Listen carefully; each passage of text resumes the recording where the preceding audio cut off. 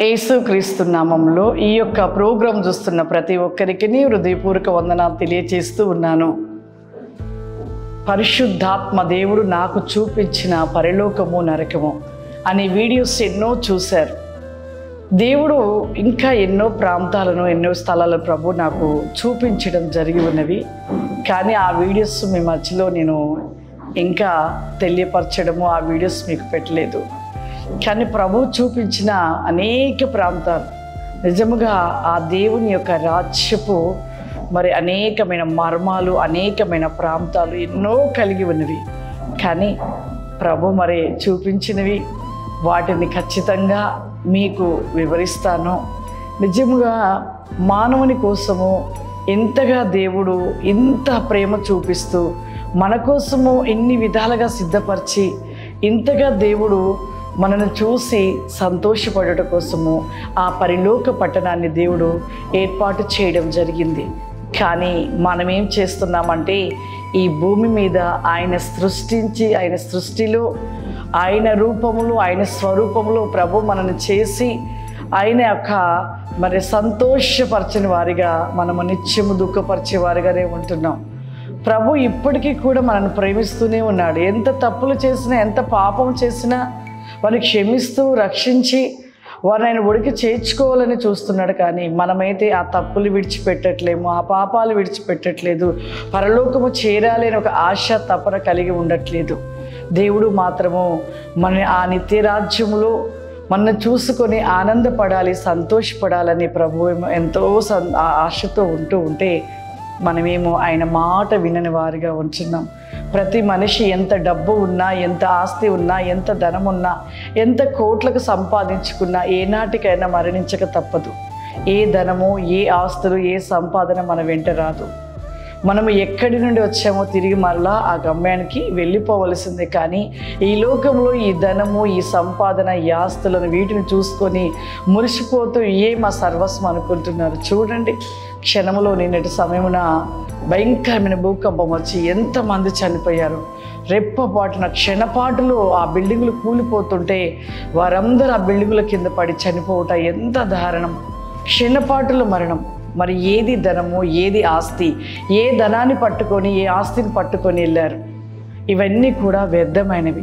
కానీ ఈ వ్యర్థమైన మీద మన మనసు, మన దృష్టి ఉంటూ ఉంది కాబట్టి ప్రభు అనేకులు కూడా ప్రార్థన కలిగిన వారికి ఆయన రాజ్యంలో ఉంటున్న అనేక విషయాలను, అనేక స్థలాలను, అనేక మర్మాలను ప్రభు తెలియపరుస్తూ ఉన్నాడు. నాకే కాదు, ఎంతోమంది దైవజనులకు చూపిస్తున్నాడు, ఎంతోమంది దైవజనరాలకు చూపిస్తున్నాడు. మన జీవితంలో దేవుడు చూపించిన వాటిని బట్టైనా మనం మార్చబడాలి. అవి చూసేనను మన మార్పు చెంది ఆయన ఒడిలోకి చేర్చబడతామని ప్రభు మన కోసము సిద్ధపరిచిన వాటిని ప్రభు అనేకులకు తెలియపరుస్తూ ఉండగా ఇంకను మనం మార్చబడలేని వారిగా ఉంటే అదిగో మండుచున్న నిత్య నరకాగ్నిలో కాల్చబడబోతూ ఉన్నాం. ఏది కావాలో అది మనము నిర్ణయించుకోవాలి. ఇంతగా ప్రభు చెప్తున్న విషయాలని దయచేసి ప్రతిరోజు నెమరు వేసుకుంటూ ఒక్కొక్క పాపముని, ఆ పాపము నీ ఊళ్ళో నుండి వెళ్ళకపోతే ఆ పాపము పోటు కోసము కొన్ని రోజులు ఒక్కొక్క పాపం పోటు కొరకు బలంగా ప్రార్థన చేయండి. ఖచ్చితంగా తొలగిపోతాయి. దేవుడు అడిగిన ప్రతిదీ ఇచ్చే దేవుడు, నీలో ఉన్న పాపాన్ని తీసివేసే దేవుడు. కానీ మనము మోకరించి ప్రార్థన చేయలేకపోతున్నాం. గంటల తరబడి ప్రభుతో మాట్లాడలేకపోతున్నాం. నువ్వు గంటల తరబడి ప్రభుతో మాట్లాడినట్లయితే ఖచ్చితంగా నీ పాపము, నీ శాపము, నీ రోగము ప్రతిదీ కూడా నీ నుండి తొలగిపోయి పరిశుద్ధతలో నువ్వు నిలిచుంటూ ఉంటావు. ప్రభు ఈ మధ్యకాలంలో ప్రభు ఒక స్థలమును నాకు ప్రభు ఆయన యొక్క రాజ్యంలో చూపించడం జరిగింది. దేవుడు ఎంత గొప్ప దేవుడు, ఎంత గొప్ప శక్తివంతుడు, ఎంత ప్రేమ కలిగిన దేవుడు. ఒక దినం నేను ఉపవాసంలో ఉన్న సమయంలో దేవదూతలు దేవుని యొక్క రాజ్యమునకు నా ఆత్మను కొనిపోవుట, ఆ స్థలంలోనికి వెళ్ళి ఉండుట, అక్కడ నిజముగా అద్భుతమైన ఒక గొప్ప మర్మమైన ప్రాంతము, ప్రదేశము, స్థలము. ఆ యొక్క దూతలు నన్ను తీసుకువెళ్ళిన క్షణములో నిజంగా ఆశ్చర్యం ఏమిటంటే, నేను ప్రార్థన చేసుకుంటున్న సమయంలో అలా గంటలు అలా ప్రార్థన చేస్తుంటే నాకు క్షణంలో అక్కడ దేవుని రాజ్యంలో నా ఆత్మ ఉన్నట్లు ఆ స్థలంలో ఉండుట, ఆ స్థలంలోకి తీసుకెళ్ళే వెంటనే అక్కడ ఒక పెద్ద సింహాసనము, ఎంత పెద్ద సింహాసనం, ఒక పెద్ద శిఖరము పైన ఉంది ఆ సింహాసనం. ఆ శిఖరము కూడా బంగారముతో నిలిచి ఉన్నది.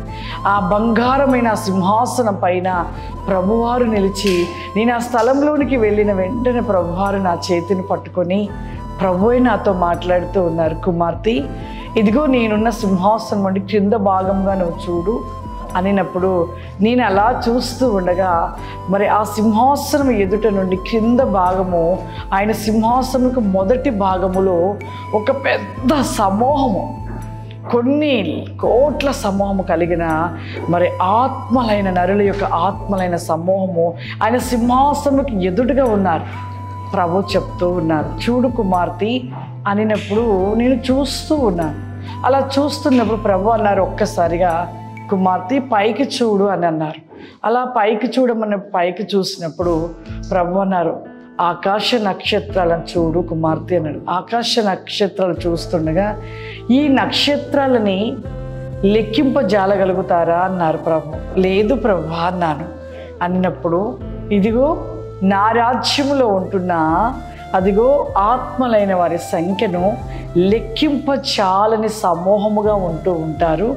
ఇదిగో నా యొక్క సింహాసనం మొదటిగా ఉంటున్న యొక్క ఆత్మలైన సమూహమైన ఈ యొక్క వారు ఏ విధముగా ఈ మొదటి యొక్క నా సింహాసనం ఎదుట సమూహముగా నిలిచి ఉన్నారో ఆ వివరాన్ని నేను నీకు వివరించబోతూ ఉన్నాను కుమార్తె, మరలా చూడుము అనినప్పుడు ఇంకొక సమూహాన్ని ప్రభు చూపిస్తున్నాడు. ఇంకా కొద్ది దూరంలో, సింహాసనానికి కొద్ది దూరంలో, ఆ సింహాసనం వైపుగా చూడు కుమార్తె, లెక్కింపచాలని సమూహము, 3 సమూహములు కలిగిన సమూహములుగా ఇక్కడ ఉన్నారు. మొదటి సమూహము నా సింహాసనం ఎదుటిగా ఉన్న సమూహము. రెండవ సింహాసనము వారు భూమి మీద ఏ విధంగా ఉండటం బట్టి రెండో ఒక సమూహంలో ఉన్నారు. మూడవ సమూహము వారు భూమి మీద ఉండగా ఏ విధముగా ఉండటమును బట్టి ఆ మూడవ సమూహముగా ఉన్నారో నీకు నేను వివరణగా తెలియపరచబోతూ ఉన్నాను. ఈ యొక్క నా సింహాసనం ఎదుట 3 సమూహములు కలిగిన వారుగా ఉన్నారు. మొదటి సమూహము నా సింహాసనం ఎదుటగా ఉంటున్నవారు. రెండవ సింహాసనము వారు కొద్ది దూరంలో ఉంటున్న సమూహము. ఈ 3 యొక్క సమూహముల గురించి నీకు నేను వివరణగా తెలియపరచబోతున్నాను అని ప్రభువారు నాకు చెబుతూ ఆ యొక్క సమూహములు కలిగిన ఆత్మలైన వారి గురించి ప్రభువు చెప్పుచుంటే చాలా ఆశ్చర్యం అనిపించింది. అంటే భూమి మీద మనం ఉండే విధానాన్ని బట్టి ఏ విధంగా ఉంటే ఏ సమూహంలోనికి మనం చేర్చబడతాము అనే విషయాన్ని ప్రభు ఒక మర్మంగా చెప్పడము చాలా సంతోషం వేసింది ప్రియులారా, చాలా ఆనందం వేస్తుంది. ఖచ్చితంగా ఒక్కొక్క సమూహం గురించి నేను మీకు వివరణగా తెలియపరుస్తాను. నెక్స్ట్ వారము ఖచ్చితంగా ఆ సమూహంలో ఎవరు ఏ విధమైన వారు మొదటి సమూహంలో ఉంటారు, రెండవ సమూహంలో ఏ విధముగా ఉంటారు, ఇవన్నీ కూడా నెక్స్ట్ వారము మీకు వివరణగా తెలియపరుస్తాను. Hallelujah, hallelujah. God bless you. దేవుడు మిమ్మల్ని దీవించును గాక. ఆమేన్.